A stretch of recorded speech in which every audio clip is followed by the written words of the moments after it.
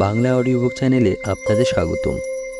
এখন আপনারা শুনবেন শীর্ষেন্দু মুখোপাধ্যায়ের লেখা গল্প ভূতের ভবিষ্যৎ।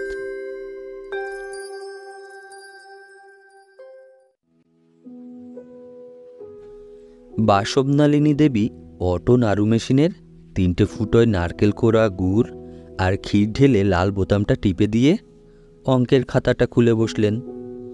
এলেবেলে অঙ্ক নয়, বাসবনলিনী যেসব আঁক করেন তার উপর নির্ভর করে বিজ্ঞান অনেক ভেলকি দেখিয়েছে। আলোর প্রতিসরণের উপর তার সূক্ষ্মাতিসূক্ষ্ম হিসেব মহাকাশ বিজ্ঞানে অনেক অসম্ভবকে সম্ভব করেছে। এই 2051 সালে সৌরজগৎ ছাড়িয়ে অন্যান্য নক্ষত্রপুঞ্জে মানুষ যে যাতায়াত করতে পারছে তার পিছনে বাসবনলিনীর অবদান বড় কম নয়। যদি বয়সের প্রশ্ন ওঠে তো বলতেই হয় যে বাসবনলিনীর বয়স হয়েছে। এই 181 বছর বয়সের মধ্যে তার মৃত্যু হয়েছে মোট 4 বার। ডাক্তাররা যাকে বলেন ক্লিনিক্যাল ডেথ। তবে এক অসাধারণ প্রতিভার অধিকারিণী বলে আধুনিক চিকিৎসা ও শল্যবিজ্ঞানের সাহায্যে তাকে আবার বাঁচিয়ে তোলা হয়েছে। হৃদযন্ত্রটি অকেজো হয়ে যাওয়ায় সেটা বদল করে একেবারে পাকাপাকি যান্ত্রিক হৃদযন্ত্র বসিয়ে দেওয়া হয়েছে। 2টো চোখই নতুন, কিডনিও পাল্টাতে হয়েছে। তাছাড়া মস্তিষ্কে বার্ধক্য ঠেকাতে নিতে হয়েছে নানা রকম থেরাপি। তিনি 3 বার নোবেল পুরস্কার পেয়েছেন, নামডাকও প্রচণ্ড। কিন্তু বাসবনলিনী একেবারে আটপৌরে মানুষ। আঁক কষেন, বিজ্ঞান চর্চা করেন, আবার নাতিপতি নিয়ে দিব্যি ঘর সংসারও করেন। বলতে কি তার নাতিরাও রীতিমতো বুড়ো। তবে নাতিদের নাতিরা আছে, দর্শপুত্র কন্যারা আছে। বাসবনলিনীর কি ঝামেলার অভাব! এই তো বাছুরটা 3 দিন ধরে নাড়ু খাবো বলে জ্বালিয়ে মারছে। তাও অন্য কারো হাতের নাড়ু নয়, বাসবনলিনীর হাতের নাড়ু ছাড়া তার চলে না। পাঁচুর বয়স এই সবে 8। বাসবনলিনীর মেজ ছেলের সেজ ছেলের বড় ছেলের ছোট ছেলের সেজ ছেলে। কে যে কোন ছেলে বা কোন মেয়ের মেয়ে বা কোন ছেলের কোন মেয়ে সেসব হিসেব রাখা 4টিখানি কথা নয়। বাসবনলিনীর একটা গার্হস্থ্য কম্পিউটার আছে, তাতে সব তথ্যে ভরা। কে পাঁচু, কে হরি, কে গোপাল, কে তাদের বাপমা ইত্যাদি সব খবরই বাসবনলিনী চোখের পলকে জেনে নিতে পারেন। কাজেই অসুবিধা নেই। তাছাড়া কে কোনটা খেতে ভালোবাসে, কোনটা পড়তে পছন্দ করে, কে একটু খুঁতখুঁতে, কে খোলামেলা, কে ভীতু, কেই বা দুর্বল, কে পেটু, কে ঝগড়ুটে, সবই কম্পিউটারের নখদর্পণে।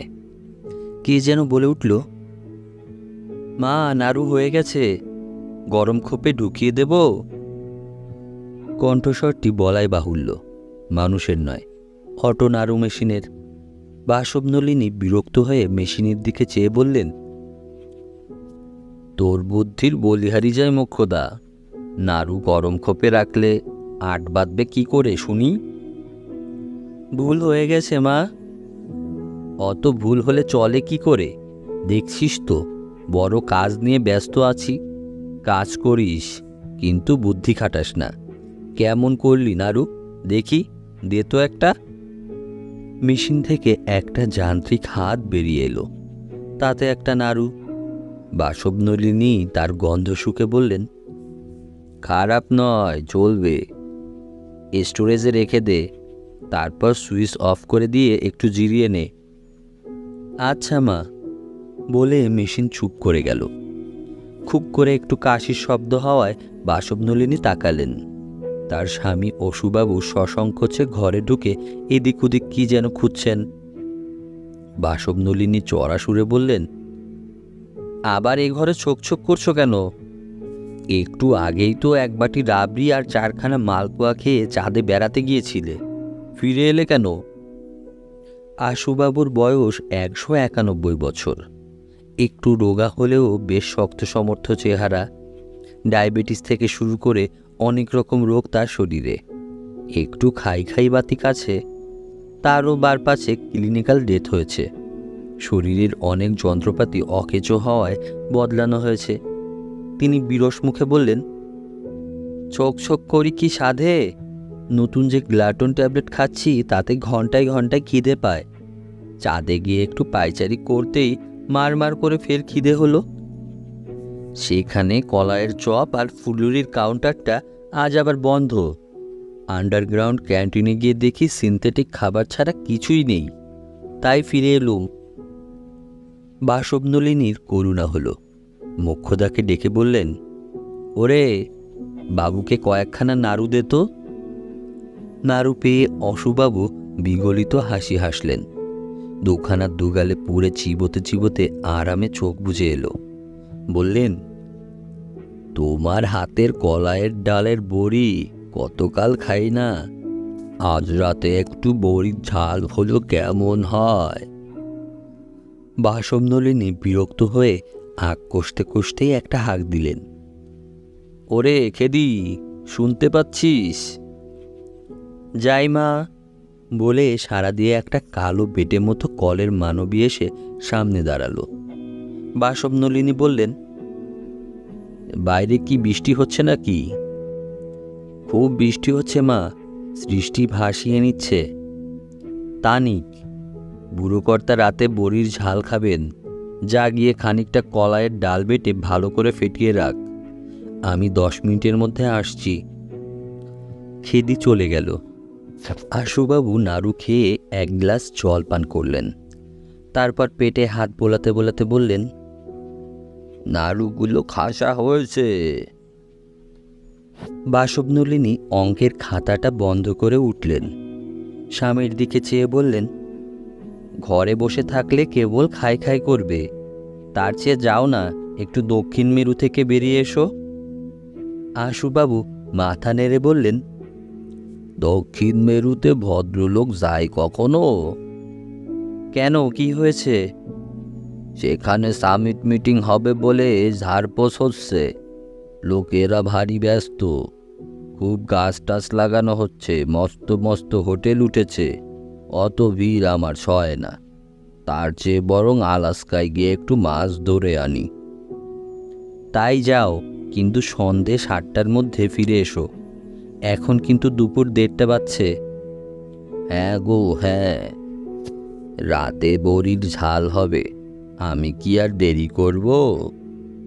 আশুবাবু বেরিয়ে গেলেন। বাসবনলিনী গিয়ে খেদির কাজ দেখলেন।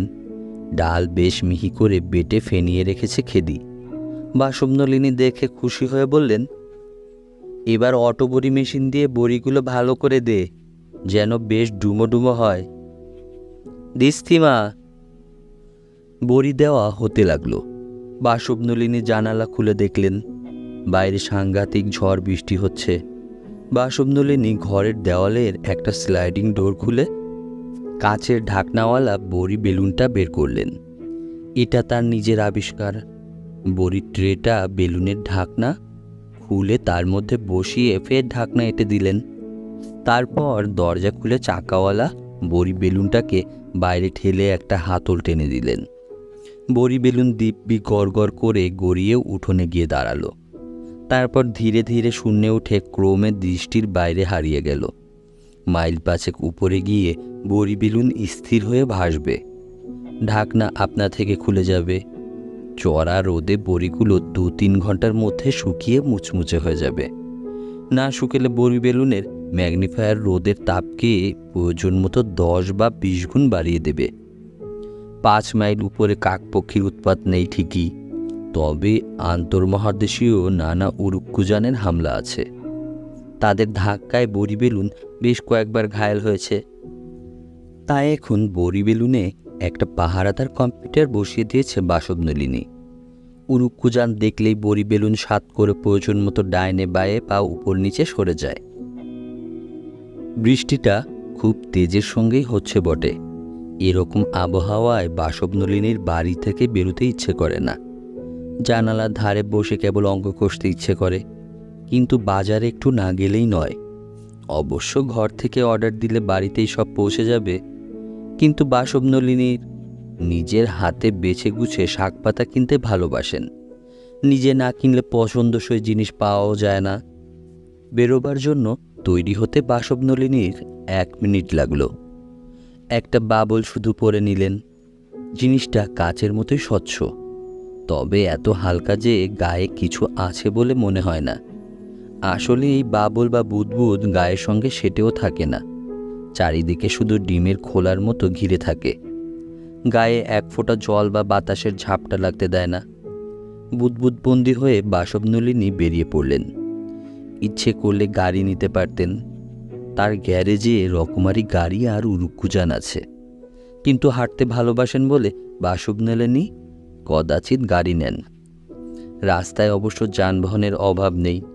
পেট্রোল বা কয়লা বহুকাল আগেই ফুরিয়ে গেছে, তাই আজকাল গাড়ি চলে নানা রকম শুকনো জ্বালানিতে।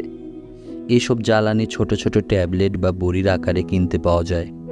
কোনো ধোঁয়া বা গন্ধ নেই, শব্দ হয় না।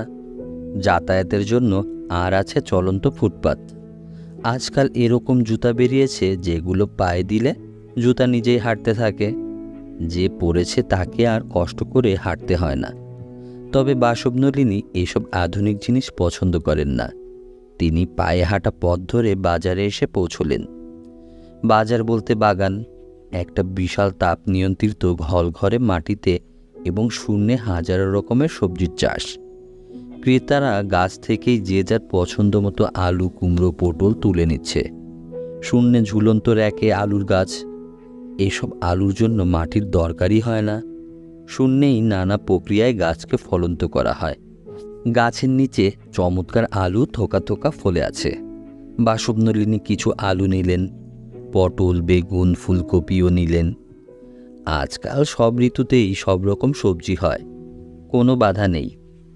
বাজারের ফটকেই ছোট ছোট ট্রলি সাজানো আছে।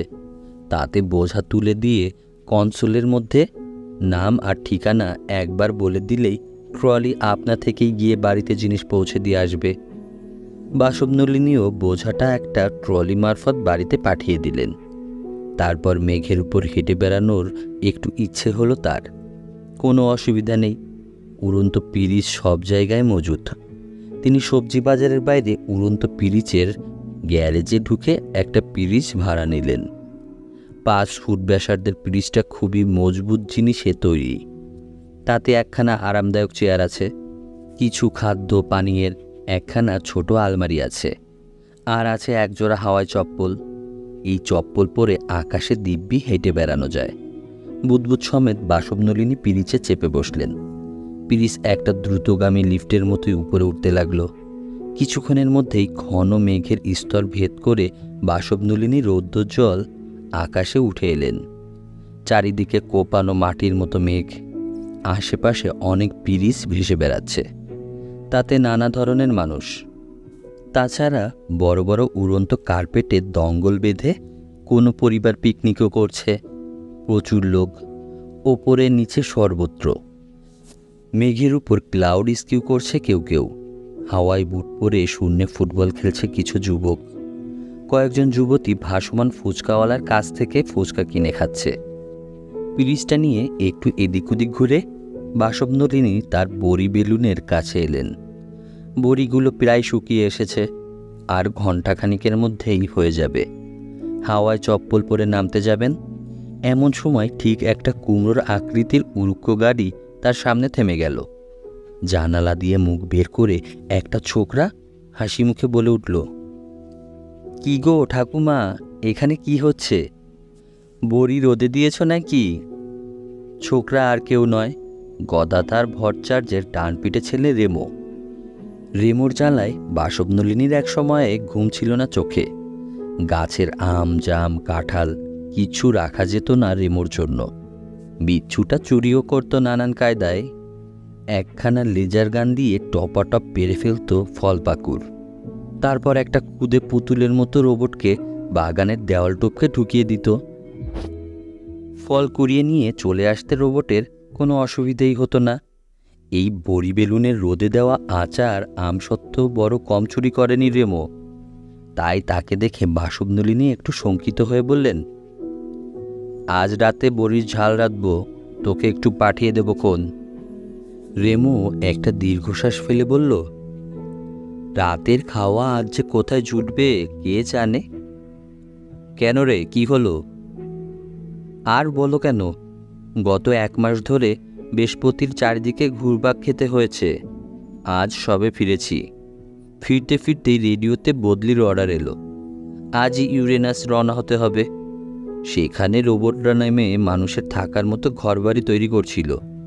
শুনেছি সেই সব রোবটদের কয়েকজন নাকি এখন ভারী বেয়ারপনা শুরু করেছে। মানুষের কথা শুনছে না। কয়টা রোবট পালিয়ে গিয়ে বিপ্লবীর দল গড়েছে। বাসবনলিনী চোখ কপালে তুলে বললেন, বলিস কি, এ তো সর্বনাশে ব্যাপার। রেমো একটু হেসে বলল, তোমরা পুরনো আমলের লোক ঠাকুমা, এ যুগের কোনো খবরই তো রাখো না। তবে ভালোর জন্যই বলে রাখি, রোবটদের ঘরের কাজে বেশি লাগিও না। খাবার দাবারে বিষ টিসও মিশিয়ে দিতে পারে। একদম বিশ্বাস নেই ওদের। শুনে বাসবনলিনীর বুক ধরফর করতে লাগলো। হৃৎপিণ্ডটা কলের না হলে বুঝি বা হার্ট ফেলি করতেন। কোনো রকমে সামলে নিয়ে বললেন, তা এইসব কাণ্ড হচ্ছে, কিন্তু কই, মুখ পোড়ারা খবরের কাগজে তো কিছু লেখে না। রেমো হেসে কুটি কুটি হয়ে বলল, তুমি সত্যিই আদ্যিকালের বদ্যিবুড়ি হয়ে গেছো গো ঠাকুমা। বলি, খবরের কাগজে খবর লেখে আর ছাপে কারা তা জানো? অটো মেশিনের পাল্লায় পড়ে সবই যে যন্ত্র মগজের কবজায় চলে গেছে। তারা কি রোবটদের দুষ্টুমির কথা ছাপবে? সবই তো জ্ঞাতি ভাই, তলায় তলায় সকলের ষাট। এমনকি রোবটরা তো রোবটল্যান্ডও দাবি করে বসেছে। ধর্মঘট, আইন অমান্যের হুমকিও দিচ্ছে। এসব শোনোনি? না বাছা, শুনিনি। আপন মনে বসে আক্রোশী। অত শত খবর তো কেউ বলেও নি। যাই ঠাকুমা, মা বাবার সঙ্গে একটু দেখা করে ইউরেনাসে রওনা দেব। সময় বেশি নেই। রেমো চলে যাওয়ার পর বাসবনলিনী হাওয়ায় চপ্পল পরে একটু শূন্যে পায়চারি করলেন। বাতাস এখানে বড্ড পাতলা, শ্বাসের কষ্ট হয়। তাই বাসবনলিনী তার অক্সিজেনের রুমাল মাঝে মাঝে নাকে চেপে ধরছিলেন। কোনো দুষ্ট ছেলে যেন একটা কুকুরকে হাওয়ায় জুতো পরিয়ে আকাশে ছেড়ে দিয়েছে। সেটা ঘেউ ঘেউ করে পরিত্রাহী চেঁচাতে চেঁচাতে কাছ দিয়েই ছুটে গেল। আজকাল আকাশেও খুব একটা শান্তি নেই। কিন্তু রোবটদের কথায় বাসবনলিনীর দুশ্চিন্তা বেড়ে গেছে। মনে স্বস্তি পাচ্ছেন না। মোক্ষদা, খেদি, বেচি, রোহিণী, মদনা, যামিনী, এরকম অনেকগুলো রোবট কাজের লোক আছে বাসবনলিনীর। তার উপর রোবট কয়লা, রোবট ধোপা, রোবট নাপিত, রোবট ফেরিওয়ালারও অভাব নেই। এদের যদি বিশ্বাস না করা চলে তবে তো ভীষণ বিপদ। এর উপর আছে রোবট ডাক্তার, রোবট নার্স। বাসবনলিনী খুবই দুশ্চিন্তায় পড়ে পিরিচে উঠে নিজের বাড়িতে ফিরে এলেন। এসে দেখেন আশুবাবু গঙ্গারামকে হিন্দিতে বকাঝকা করছেন। গঙ্গারাম নাকি বাগান কোপানোর কাজে ফাঁকি দিয়ে বসে বসে বিড়ি টানছিল। আশুবাবু খুব তেজি গলায় বললেন, ফের কাভি বিড়ি ফুকেগা তো কান পাকড়া के ऐसा मोचड़ देगा যে আক্কেল একদম গুরুম হো যায়গা, বুঝেছিস? গঙ্গারাম একটু বোকা গোছের রোবট। তার কাজ বাগানের মাটি কুপিয়ে চৌকস করা। রোবটরা কখনো বিড়ি টিড়ি খায় না। ওদের এতকাল কোনো নেশা টেশাও ছিল না। বাসবনলিনী আশুবাবুকে ইশারায় আড়ালে ডেকে বললেন, শোনো, এখন চাকর বাকরদের উপর অত হম্বিতম্বি করো না। দিনকাল পাল্টে গেছে। আশুবাবু খুব রেগে গিয়ে বললেন, কিন্তু আসপদটা দেখো, কাজে ফাঁকি দিয়ে বিড়ি খাচ্ছে। এতটা বাড়াবাড়ি কি সহ্য করা যায়? বাসবনলিনী চাপা গলায় বললেন, আস্তে বলো, শুনতে পাবে। বলি, রোবটরা যে সব দল বেঁধে বিপ্লব টিপ্লব কী সব শুরু করেছে তা শুনেছ? আশুবাবু একটুও বিস্মিত না হয়ে বললেন, শুনবো না কেন, খুব শুনেছি। চতুর্দিকে স্যাবোটা শুরু করেছে বেটাটা। আশকারা পেয়ে এমন মাথায় উঠেছে যে এখন রোবট ল্যান্ড চাইছে। এরপর হয়তো আমাদের দিয়েই কাজের লোকদের কাজ করাতে চাইবে। বাসবনলিনী ভীতু গলায় বললেন, সব জেনেও গঙ্গারামের উপর চোটপাট করছিলে? ও যদি ওর জাত ভাইদের বলে দেয়, তাহলে কি তারা তোমাকে আস্ত রাখবে?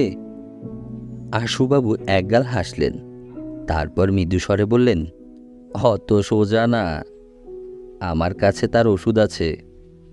বাসবনলিনী অবাক হয়ে বললেন, কি ওষুধ? আশুবাবু খুব হেহে করে হেসে বললেন, আছে, আমার ডাক রুমে লুকিয়ে রেখেছি। রোবটরা যে দুষ্টুমি শুরু করবে একদিন, তা আমি অনেক আগেই বুঝতে পেরেছিলাম। সেই জন্যে গোপনে বহুকাল ধরে ওষুধ বের করার চেষ্টা করেছি। এত দিনে ফল ফলেছে। বলো কি? চলো তো তোমার ওষুধটা দেখব। দেখাবো, কিন্তু পাঁচ কান করতে পারবে না। তোমরা তো পেটে কথা রাখতে পারো না। না গো না, বিশ্বাস করেই দেখো। আশুবাবু বাসবনলিনীকে নিয়ে মাটির তলায় একটা গুপ্তকক্ষে এসে ঢুকলেন।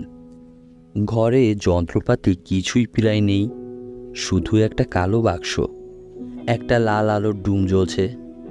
একটা টুল দেখিয়ে আশুবাবু বাসবনলিনীকে বললেন, বসো, যা দেখাবো তা তোমার বিশ্বাস হবে না। তার চেয়েও বড় কথা, ভয় টয় পেতে পারো। জিনিসটা কি? দেখলেই বুঝবে। এই বলে আশুবাবু কালো বাক্সটার গায়ে একটা হাতল ঘোরাতে লাগলেন, আর মুখে নানা কিম্ভূত শব্দ উচ্চারণ করতে লাগলেন। ও ফট, ও ফট, প্রেত প্রসিদ্ধ, প্রেতেন পরিৎপ্রুত জগৎ, জাগৎসার প্রিয়তয়া ইত্যাদি। বাসবনলিনী দেখলেন কালো বাক্সটার গায়ে একটা ছোট ফুটো দিয়ে কালো ধোয়ার মতো কি একটু বেরিয়ে এসে বাতাসে জমাট বাঁধতে লাগলো। তারপর চোখের পলকে সেটা একটা ঝুলকালো রোগা শুটকো মানুষের চেহারা ধরে সামনে দাঁড়ালো। বাসবনলিনী আঁতকে উঠে বললেন, উমা গো, এ আবার কে?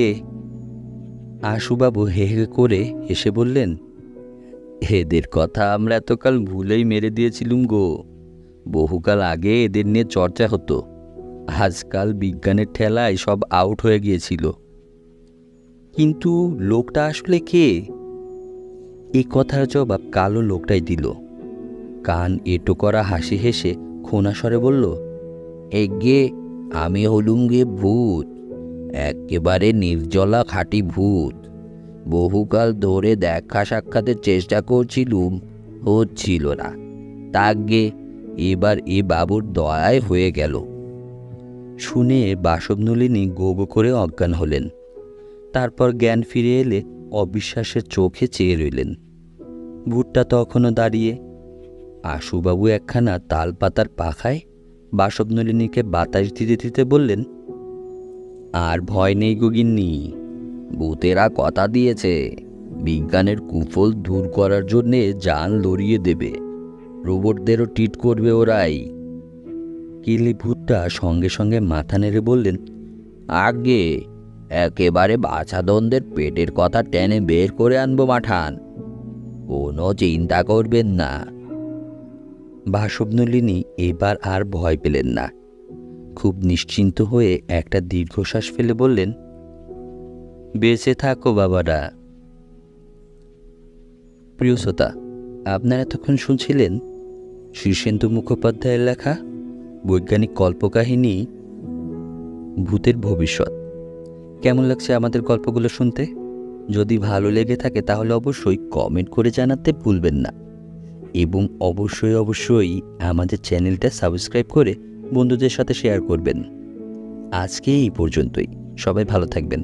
আল্লাহ হাফেজ।